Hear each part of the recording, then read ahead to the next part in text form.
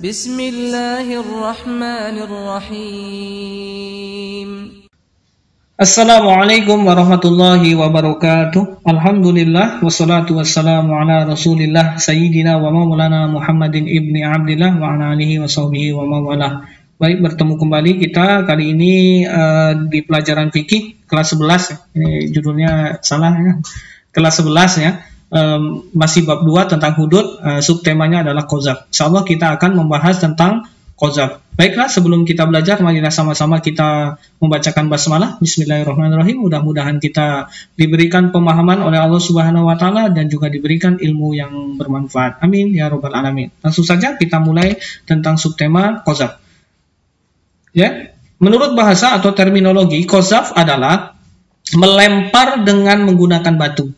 Melempar dengan menggunakan batu atau yang sejenis. Istilah ini kemudian digunakan untuk menunjukkan arti melempar dengan sesuatu yang tidak menyenangkan. Jadi melempar dengan sesuatu yang tidak menyenangkan, itu arti qazaf secara bahasa. Secara istilah atau etimologi, qazaf adalah penisbatan menuduh yang dilakukan oleh seseorang terhadap orang lain kepada perbuatan zina. Jadi seseorang menuduh orang lain berbuat zina, itu disebut dengan qazaf. Seseorang menuduh orang lain berbuat zina, itu adalah perbuatan qazaf. Jadi itu pengertian qazaf. Selanjutnya adalah hukum qazaf. Qazaf merupakan salah satu dosa besar yang satu diharamkan oleh syariat Islam. Di antara dalil-dalil yang menegaskan keharaman qazaf adalah, jadi hukum qazaf adalah dosa besar kemudian haram ya. Hukum yang sebenarnya adalah haram ya. Hukum melakukan qazaf ini adalah haram, dan juga dosa besar seperti zina ya. Apa dalilnya? Dalilnya adalah di dalam Quran surat An-Nur ayat 23. A'udzubillahi minasyaitonirrajim. Innal ladzina yarmunal muhsanatil ghafilatil mu'minati lu'inu fid dunya wal akhirah walahum azabun azim.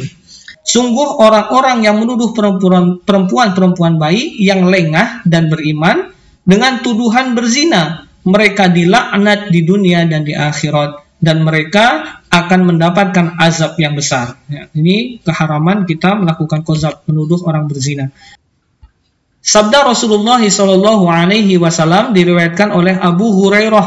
Ya, panjang hadisnya ini karena ada beberapa perbuatan yang diharamkan ya, seperti syirik, ya, sihir, membunuh. Ini yang menjadi dalil tema kita adalah ini. Wa qadhful muhsanatil mu'minatil ghafilat ya, rawahul Bukhari wal Muslim, yang artinya adalah nih dan menuduh zina wanita baik-baik yang tak pernah ingat berbuat keji lagi beriman. Jadi wanita itu wanita baik-baik kemudian dituduh berzina. Nah, ini dalil dari hadis Nabi SAW tentang larangan berbuat qazaf, yaitu termasuk dosa besar. Selanjutnya adalah had qazaf. Jadi hukuman bagi qazaf ya, cambukan bagi qazaf yaitu cambuk 80 kali bagi yang merdeka. Dalam hal ini orang yang merdeka, bukan budak ya. Kalau dulu ada budak, kalau sekarang mungkin tidak ada lagi. Orang yang merdeka bukan budak, maka 80 kali, dicambuk 80 kali kalau berbuat qazaf. Selanjutnya adalah cambuk 40 kali bagi budak. Jadi 40 kali ini adalah separuh dari orang yang merdeka. Jadi budak itu hukumannya adalah separuh dari hukuman orang yang merdeka. Itu hadnya. Yang keempat adalah syarat-syarat berlakunya had.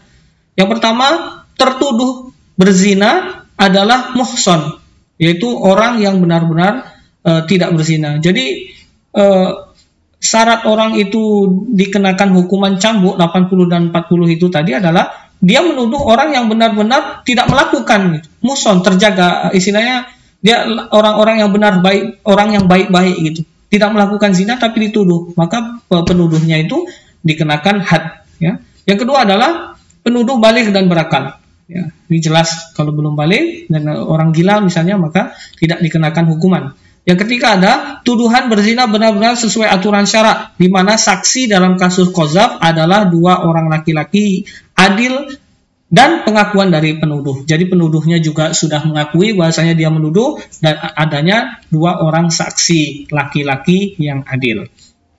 Nah, Ini adalah syarat-syarat berlakunya qadzaf. 4. Gugurnya had qadzaf. Jadi qadzaf itu juga hadnya bisa gugur, hukumannya hukum cambuknya juga bisa gugur. Seorang yang menuduh orang baik-baik berzina bisa terlepas dari had qadzaf jika salah satu dari 3 di bawah ini terjadi. Jadi salah satu saja dari 3 ini apabila terjadi maka hukuman hadnya dibatalkan. 1. Penuduh dapat menghadirkan 4 orang saksi laki-laki adil bahwa tertuduh benar-benar telah berzina. Jadi si penuduh tadi bisa menghadirkan 4 orang saksi yang melihat bahwasanya pelaku berzina, maka dengan demikian berarti dia akan terlepas dari had. Yang kedua adalah li'an, sumpah seorang suami atas nama Allah sebanyak 4 kali jika suami menuduh istrinya berzina sedangkan dirinya tak mampu menghadirkan 4 orang saksi yang adil. Jadi misalnya seorang suami menuduh istrinya berzina, akan tetapi dia tidak bisa menghadirkan saksi, tapi dia kuat juga bahwasanya istrinya berzina karena dia melihat dengan mata sendiri, maka dia bisa bersumpah dengan nama Allah. Dengan demikian hukuman had karena menuduh zina bisa dibatalkan. Yang kita adalah tertuduh memaafkan. Jadi penuduh zina tadi misalnya ternyata tidak berzina kan, kemudian dimaafkan oleh orang yang tertuduh, maka dalam hal ini gugur hadnya, nggak jadi dicambuk. Kemudian hikmah dilarang melakukan qadzaf, ya, menjaga kehormatan. Kemudian yang kedua adalah agar seorang tidak begitu mudah melakukan kebohongan, ya. Karena ada hukuman tentu orang akan pikir-pikir melakukan kebohongan, menuduh orang zina. Yang ketiga agar si penuduh merasa jera, efek jera, supaya dia tidak melakukan lagi. Bagi orang yang sudah melakukan, supaya jera tidak melakukan lagi, dan bisa sebagai pelajaran bagi orang yang belum melakukan. Yang keempat, menjaga keharmonisan pergaulan antara sama anggota masyarakat. Tentu ya, dengan seperti ini tuduh-tuduh maka menjadikan mereka tidak harmonis, bisa bahkan bisa menimbulkan perpecahan, bahkan yang paling berat adalah pembunuhan. Yang kelima, mewujudkan keadilan di kalangan masyarakat berdasarkan hukum yang benar. Wallahu a'lam bishawab. Itu adalah tentang qadzaf. Mudah-mudahan kita paham dengan materi ini dan kita bisa mencari rujukan-rujukan yang lain jika belum paham. Wallahu a'lam bishawab. Astagfirullahalazim. Astagfirullahalazim. Astagfirullahalazim. Assalamualaikum warahmatullahi wabarakatuh.